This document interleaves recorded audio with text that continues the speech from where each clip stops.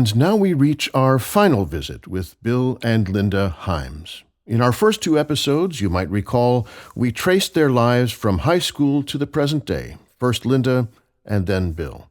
And if any of those stories made your jaw drop to the floor, let me say this in my defense. I offered them the veto on any story they shared. I gave them an out where they could say, on second thought, better erase that part. To their credit, they never did. Something about the statute of limitations.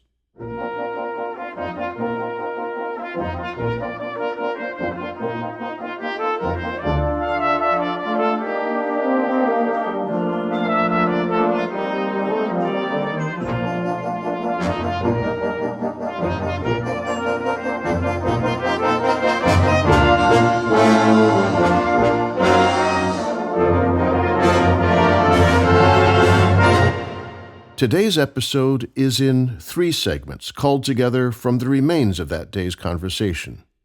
We begin with Bill's insights into his creative process. Were you the first soloist on A Journey into Peace? Oh, yeah. Because I wrote it for me. Okay. It's a transition piece, Journey into Peace. And we're going to end up with All Your Anxiety, All Your Care. Mm-hmm. But the euphonium starts not la-da-dum, but it starts la-da-dum. A very angular, searching. But are those first 3 notes a deliberate upside down of the first 3 notes of All Your Anxiety? I don't think so. It could have been a subconscious thing. I don't too much think in a very calculated way. This is exactly what I need to know. Because when you hear it, wait a minute, that's kind of like the underside of what he's going to say later on. Yeah. And so my question was going to be like, does this just happen because this is the way people write? Does this happen by calculation? Did you expect the band to get it? Did you expect the audience to get it? Or is it just something that happens? Well, and you know this too, I think, but when you're starting out with an idea and this idea develops, the opening segment is solely euphonium unaccompanied. Just it goes on for 10 or 11 bars. It's not atonal, but it's very angular and it's searching. So you believe in that. And I know I'm going to go into all your anxiety, all your care, bring to the mercy seat, leave it there in this sense of relief from trying to do everything yourself instead of just turning it over to God and say, okay, help me through this. And then that's your journey into peace when you resolve, like, I can't do it on my own. It's in your hands.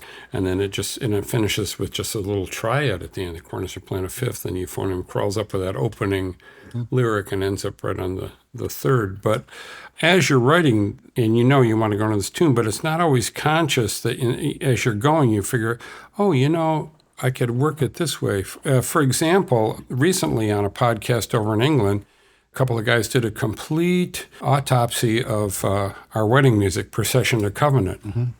And they said stuff about this music that I had no idea was there, but it is there. Yeah. And they were saying, it's just so amazing how he shaped that whole melody on All That I Am.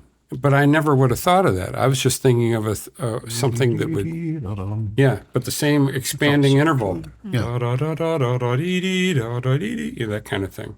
Yeah. But they're not always conscious things, or they could be subconscious things that are connecting. And then it's the vocabulary that is Bill, and so this is a gesture, and it just if it sounds right, you do it, and then later on you look back. I think all the good writers are like that. They're just writing from the instinct, from the heart, if you like, from the I know where I'm going and I know how to get there, and then you look back at it and you look at the steps that you were taking along the way. I remember Eric Ball saying something like that. Like sometime, he was looking at one of his pieces, and he said, then I look and I go, and I did this, because he doesn't know how it came together, Well, talking about the discipline of writing, is it true that you were finishing Jubilance as Peggy was playing it? No, but it did get finished up before we went on our England tour. We went to England in 1987, and it was our first trip, my first trip with the staff band in England, and there are a lot of notable things there. Even had an audience with Queen Elizabeth while I was there, which is pretty cool. But that fall, Norman Bearcroft came over with the International Staff Songsters. They were doing a tour, and he was the impresario of all this Royal Albert Hall stuff. Yeah. And he knew we were coming. he said, now, when that program comes, I'd like to have a featured soloist. I'd like a major work and something that's just a little lighter, And I said, okay. So we did the Thanksgiving concert together, and I said, I got this light piece. I think you'll find where it works, called Jericho Revisited, and it's narrator and band. It's a comedy piece, and I said, and I'm working on a solo for Peggy. I didn't get started on that until the new year. In fact, I think it was finished like maybe late April, and we were going over like 1st of June or something like that. I know we had one weekend out where she got to actually play it out. I had this third piece, which I will not name because it's a dear friend of mine, and I was really sorry it didn't happen. But I said, and I'd like to play this piece too. And Norma said, no, you need to write something. I go, I've already written 2 pieces out of 3. I don't think we're here to sell me. And this is a good piece. No, you've got to write something. And had I been older and wiser, which I was not then, early 30s, I would have said, well, no, I'm doing this. But instead, I said, okay. So I'm working on this major work that was, I was writing it on the tour. I had about half of it done, and it was called Ultrachrome, A Light Came Out of Darkness. And it's a complex piece, and it had a complex thought. It was like that Jesus came into the world as the light of the world and took on him the ultimate in darkness that we could have the light. That was the whole idea. So it's a very deep thought, and it was, and like to the chief musician, it had a bit of speaking. It had just a little bit of a rhythmic chanting kind of thing, just one spot where they had to say, darkness will cover the earth, deep darkness will cover, it's that kind of thing. But there was a little narrative scriptures, and then there was 2 or 3 points where the band had to sing. So now I've got maybe half of it done when we're on the plane, and every night we're in a different town. It's a 2-week tour, and I'm always billeted at the bandmaster's house, which is usually not very big because the bandmaster, his whole life is doing the band, So I'd say, thank you very much. You can go to bed now, and then I would write some more. And so the thing was finally finished when it was the Friday before the Saturday. Like the night before, we played it out for the first time in Exeter, England, nonstop. And then the next night was in the Royal Albert Hall with the speaking, the singing, the whole thing. It holds up. It's a complex piece, though, and I really felt bad for the band because, and it was all pen and ink. Oh, gosh. So because you'd copy the part, and then you'd have to see if the Corps had a photocopying machine and make more parts. And, okay, let's play a little bit more of it today while we're in this theater, or whatever. Yeah, they never forgave me for that one. No, that's significant. So working under pressure. Uh-huh. Working under pressure. Uh-huh. Why? How is that works for you? Well, there's nothing like the inspiration of a deadline, but... Don't you get like... Jan's hands are sweating right I am right now. I want to go into a fetal position. I don't purposely do it to create inspiration. No, it's just... In fact, you probably have where you just have a little fragment of a thought. You got a book with just 4 bars of this or that, just little dribbles and bits. But these little blurbs. Yeah. And every now and then, like the main theme of the chief musician, when it was written down 10 years before I ever used it. Okay. But I just didn't know where I was going to use it, And then I had this piece, and I thought, this is its home. But I remember at CMI once you were talking about some chord progression you had just learned. It was a jazzy thing. Mm-hmm. And since then I've learned it's a dominant sharp 9. Mm-hmm. And what you would do is... in F. Okay, so you got in your right hand, you've got an A, E flat, A flat. A flat, right. And then you've got the F in the left hand. Then you just do this by 4ths and 5ths, up and down, and this comes down half steps, all the way down. Yeah. You can also do by tritones, where you hold that chord with the F and then go to B natural, and now it becomes a... Right, substitution. Yeah. Right, and you were doing this, you were going to accompany someone that Sunday. And so I just happened to be around again. And so you're trying this thing out. And then you and he looked at each other kind of like, this isn't working. And you just threw it away. But then, I mean, when something's really pressed upon you, now it forces you to make a decision. Are you going to go that way or this way? I got to, well, okay, this way.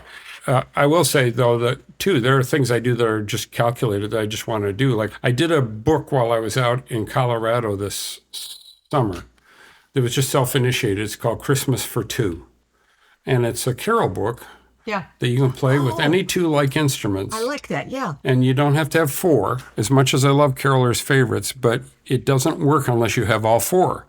And you can't take the first cornet and the second cornet and play duets because you'll end up on a drone most of the time because of the way the four-part harmony has to work.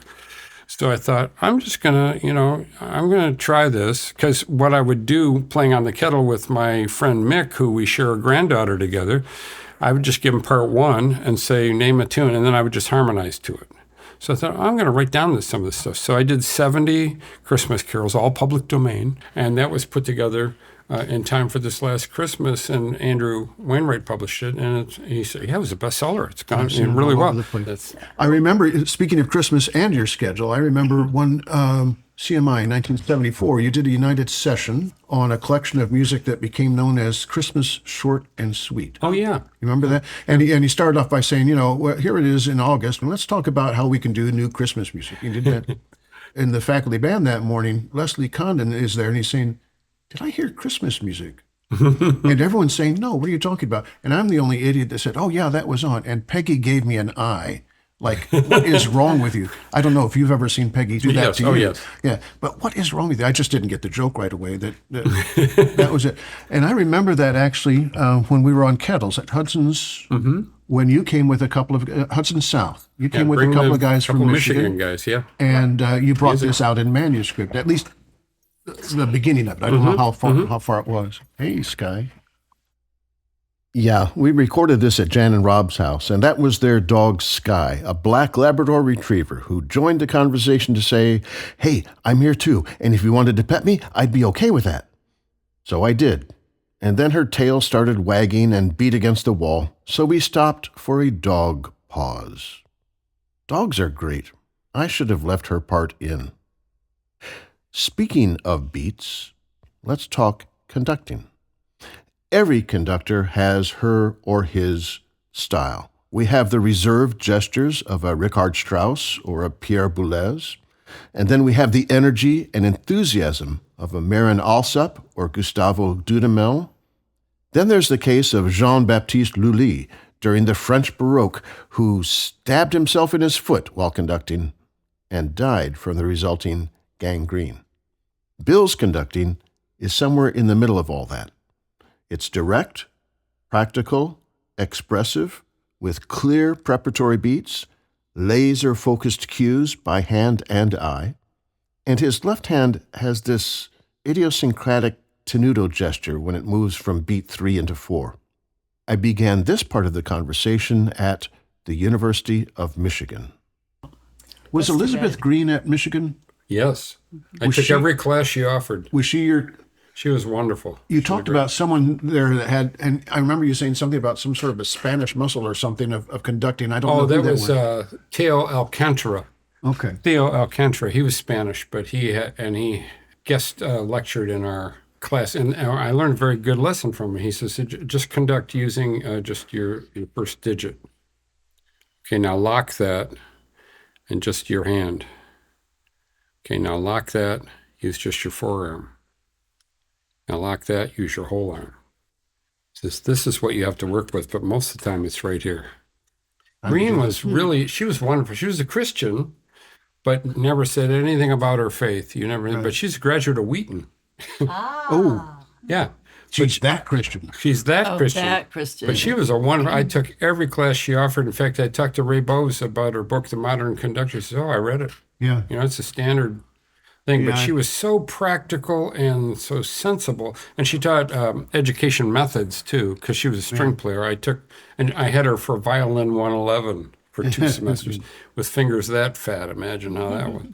But I can't imagine him playing funny violin. because the cover of that book is the worst conducting gesture I've ever seen. Yeah. Yeah. It's actors who conduct. Is there anyone that you've seen in a movie that is good? I have this theory that actors are trained to react. Yeah. And conductors have to prepare. Yeah. And this, I mean, even walking by, I'm not saying I skipped out of chorus anytime, but listening to Fisher teach, it was always preparatory. Yeah. Everything was preparatory. Yeah. In what you're showing, what's about to happen. And I think actors are taught to react, so you watch it. Yeah. The best I saw was Kate Blanchett in Tar, Oh, yeah, I did see that. except she's got this horrible French horn cue. Because right when the French horns do something, it's in Mahler, and right when the French horns do it, she's doing this at the same time. No, yeah. And I'm just thinking, oh, that hurt. Yeah. But she seemed pretty well. I wasn't thrilled Who's the with guy that played Bernstein in his? Bradley Cooper. Yeah. His was all correct, but a millisecond too late. Because he was doing it right on the music. Right. And he said, no, you got to move that earlier and show them what's going to happen. And then it would work. Because Bernstein, in that performance, the resurrection that they do at the end, he's got like 5 minutes of that in there. And you watch the original Bernstein and you're just thinking, he's just in ecstasy right now. He's having a wonderful time. Yeah. And he was always really demonstrative anyway. But Oh, yeah. but the Cooper imitates his motions, Yeah. but not. And it's I think He it was studied live, him, but he doesn't understand. but it's not in front. And I've thought, I wonder if actors can't do it because they're supposed to react to what's happening rather than prepare it. I've learned so much. Yeah, right. You can do this. Right, Anyone can right. do this. For this final segment, let's bring Bill and Linda together, which they've already done, how shall we say, in an unexpected way. When was the first time you found out that you were going to marry Linda? Well, that's what I refer to as the ambush. She's smarter than she looks. Yeah. I mean, well, But Sorry. it goes back to what I said Explain that. before. She's a person of real conviction, So I'm out at Echo Grove campus as a guest. And I had to fly back, I think, before the camp was over. I think Greg Payton had me in for, just a couple of days. And I've known Linda forever. And she said, sometime when you have a few minutes, I need to talk to you about something. Okay, fine. So it's now, I'm ready to catch a plane. So I said, okay, I'm going to be going this afternoon, so I can talk to you now, I guess. And she says, well, it's just, and I feel a little awkward telling you this, but for like the last year, the Lord has laid it on my heart that I should marry you. Uncharacteristically silent. True. How can I let her down easy here? I don't want to hurt her feelings, but I said, I know you to be a person of real conviction. I know you believe what you say, but I don't share your vision. It's just, I felt I needed to tell you that. I won't bring this up again. So I ran back to Chicago. So I thought, boy, that was weird. But Linda was never going to get married. We all knew Linda was never going to get married. Right. Right. Just the most amazing thing. It is, because my philosophy all along had been, I'm not looking for anyone. But if God brings someone into my life that will enhance my ministry, then I will entertain that, okay? But if it will replace my ministry, I'm not interested. I'm not willing to give up my ministry for a marriage. Yeah. And initially, this wasn't even your vision, was it? No, it was Susan Buckowitz. Yeah. Oh, Right. Lord. Right. I had forgotten that part. Yes, because we were at music camp and he had been the guest. And at the end, we were sitting in the office folding the programs for the final concert. And I said, I think Bill's had a good time. And she said, yeah, and I think he's going to get married before people think he will. And I'm like, well, what are you talking about? And she said, yeah, and I know who he's going to marry. I said, well, who? Do you have a list? No, I just know who he's going to marry. I said, well, who is it? And she says, I can't tell you. And I said, you can't not tell me. Friends don't do that to friends. So she said, well, promise me you won't act stupid. I'm not going to act stupid. And she said, it's you. Of course, I started acting stupid. My head hit the desk and I sat up and I'm like, what are you talking about? And she just very calmly said, well, think about it. Here's who he is. Here's who you are. And this is what I see. And she has a gift of discernment, which scared me to death. So that was the beginning of it. And for a whole year, I prayed about it. And like, God, just take this away if this is not what you want. Then a year later was the ambush. A year later And was then- an ambush. And then a year later was the wedding. So I was just big on not pushing doors. I've seen too many bad marriages, and I was totally happy being single, and I didn't need a bad marriage. And like, if it's not from God, then I don't want it. So I was very careful about just listening. Of course, now she has her regrets, but Well, yeah. back Well, then- we all yeah. kind of do, You never Bill. said, Bill, really? Yeah, Bill? right. That's why I said, do you know who you're talking about? I'm just thinking back.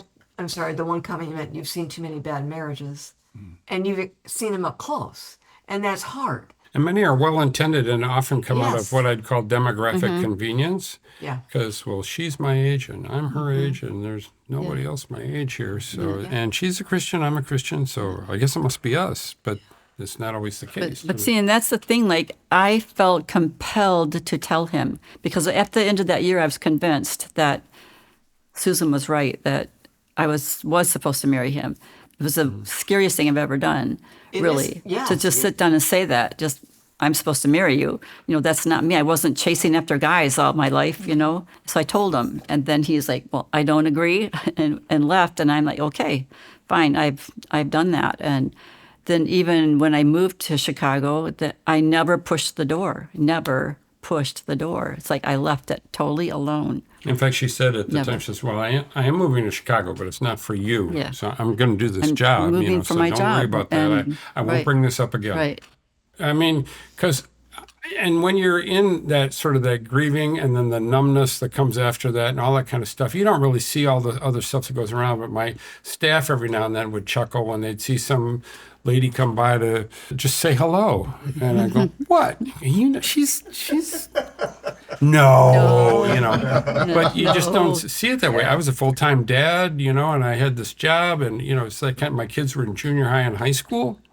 So, you know, but I said, I know you believe what you're saying, you know, so I figured that was the best way to get out of it. I said, but I don't share your vision. Because I'd even called her one time when this job came up in the youth department. I said, you know, you ought to think about it, but I do that for all kinds of people, you know, so you ought to check out this job. This could be you. But there was no more into it than that. Just I thought, yeah, it'd be a good fit. And it was. She did well on that. But Thank you. yeah. And that was the other thing, I'd already started dating a lady from our corps. And she was a lovely lady. And I have, you know, I to this day, I cannot think of a bad thing to say about her. I can think of all kinds of bad things Well, to say yeah, about we Linda, all you know, have. but, Right. you know, but, Right. you know, the so I journal. said, I introduced you to her at Congress. She says, yeah, I almost threw up on her shoes, you know. I was like, but, True. and not only that, we were all going to the same corps. And I'm sitting next to my new friend with my arm around her in the service and stuff. We are an item. People know we're dating and they're all happy for us. But then the interesting thing happened was that over the course of succeeding months, it's now approaching October, and I just felt my emotional energy in this relationship was falling away. And she's noticing it, and she says, what's the matter? I go, you know, I don't know. There's just, and I said, oh, you know, this is the month that Wendy died. It's probably affecting me that way. And then the energy level would come up to here, but never back up to where it was in the start of things, you know. And then it would dip lower, and it'd be like, oh, what's this? And I go, let me think. January, well, that's her birthday. So it could be Wendy's birthday that I'm reliving here, you know. And I'm thinking it's this, you know. Then over the course of the summer, we were going back to Dearborn Heights for a wedding. I didn't even know Linda was going to be there when it made sense. It was the Harula wedding. Becky Harula, who lived with me for a while, yeah. So she's there traveling separately, and there's this reception afterward at some country club. It's just down the road from the Corps. So it's a kind of sit-down dinner, but they also had a DJ and a band and stuff, and so the kids were out there dancing and stuff like that. And it was just like one of those things, like right out of a movie. It was like the last dance of the night. I wasn't dancing the whole night or anything like that, but it was a slow dance. And for the first time I saw Linda, there was like the waves parted and she was standing right there. And I went up to her in a very romantic voice, said, hey, you owe me a dance, you know. She goes, okay, you know. So we're just kind of awkwardly, neither one of us knowing quite how to dance, Yeah. sort of walking around the room. And it's like then I had sort of this flash. And it's like the reason for this is this decline in emotion is you are dating the wrong person. And so that's when I came back Monday at THQ, I said, I need to talk to you. So she came down to my office and I shut the door. I said, first of all, let the record show that you started this. The blame is properly placed. That's right. Yes. But I said, I'm beginning to wonder if there might be something to what you said a year ago, but, I don't even know where you're at. I don't know if you look back on that as the dumbest thing you've ever said. I don't even know what you're doing. If you're seeing somebody, I don't know, but I just want to tell you that. And she just said, I stand by what I said. So I said, well, then we got to figure this out. But it was the summer music camps, all these kind of stuff, and she's going her way. So our first date was basically me meeting her at O'Hare Airport because she's flying in from Kansas for a pilgrimage she was the guest at, and the plane's an hour late. So I got these roses that are, I have a reservation at a restaurant in Elmhurst, and we're getting, it's really weird. So when she finally got off the plane, held her hand for the first time, we went on our first date to this restaurant. And by the time they got there, it was like 5 minutes before closing. We said, no, come on in. And it was just the two of us. We were well waited on. So then I brought her home. So I'm sitting there talking to her on the couch. And I said, so I'm now dating a person who thinks I should marry them. And she's going, yeah? Like what? I said, well, the fact that I'm dating you would say to me that I think we're on the same page. I'm a very practical guy, and I have a date in mind when we could get married. And this is like in September, and she says, what's the date? I said, January 3rd. And she says, 1998? This is September 1997. I said, if you got a better date, I'll take it, but that works for me. And so she goes to her Palm Pilot or wherever the thing was. Yes, it was a Palm Pilot. Yeah, I used to Those have are the that. days. Right. Calendar, and so she's very desperately now December into that year. She's going, no, that won't work. That's a staff band concert, and that's CMI, and that's this. And she's going back and I got youth councils, and you're going on this thing. And, okay, January 3rd. So I'm typing in wedding. Not whose wedding, just wedding. I said, okay, go ahead, type it in. She says, I'm going to press enter. Go ahead, press enter. So she pressed it. Okay, it's in there. She says, okay, January 3rd. And I said, well, can I now kiss the bride? So that, and we were married on January the 3rd.